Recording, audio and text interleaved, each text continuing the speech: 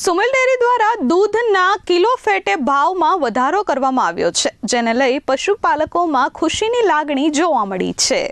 દક્ષિણ ગુજરાતની સહકારી ક્ષેત્રની અગ્રણી સંસ્થા સુમલ ડેરી દ્વારા હોળી ધૂળેટીના તહેવાર પૂર્વે જ પશુપાલકો માટે ખુશીના સમાચાર આપ્યા છે।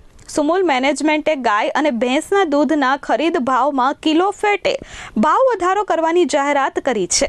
આ નિર્ણયથી સુરત અને તાપી જિલ્લાના અંદાજે 2.5 લાખ પશુપાલકોની આવકમાં વાર્ષિક કરોડો રૂપિયાનો વધારો થશે।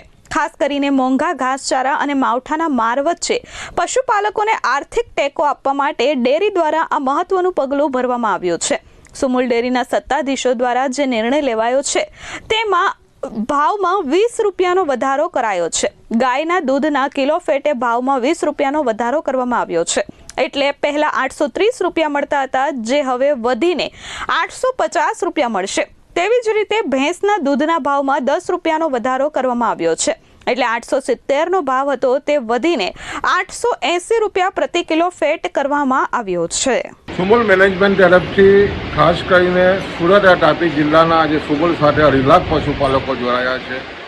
એને જ્યારે આજે હોળી અને ધૂળેટીનો તહેવાર શરૂઆત થઈ ગઈ છે, એ દિવસોમાં દૂધ અને ખાસ કરીને ભેંસ અને ગાયના દૂધના ભાવમાં વધારો કરવામાં આવ્યો છે। વાત કરીએ ગાયના દૂધની તો જે 830 રૂપિયા કિલો ફેટા હતા, એમાં 20 રૂપિયા વધારીને 850 રૂપિયા કરવામાં આવ્યા છે।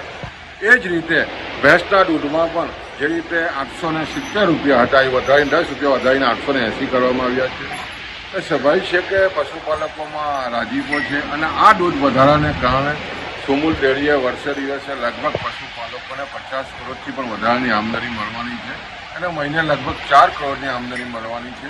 જે રીતે આ વર્ષે માવઠાઓ થયા અને ખાસ કરીને ઘાસચારો ખૂબ જ મોંઘો થયો છે, ઉત્પાદન ખર્ચો જે દૂધનો વધ્યો છે, એવા સમયે જે આ દૂધનો વધારો છે, ભાવનો વધારો છે, એને કારણે પશુપાલકોમાં ખૂબ જ રાજીપો છે અને આને કારણે આવનાર દિવસોમાં દૂધ ઉત્પાદનને ખૂબ જ મોટો વેગ મળવાનો છે।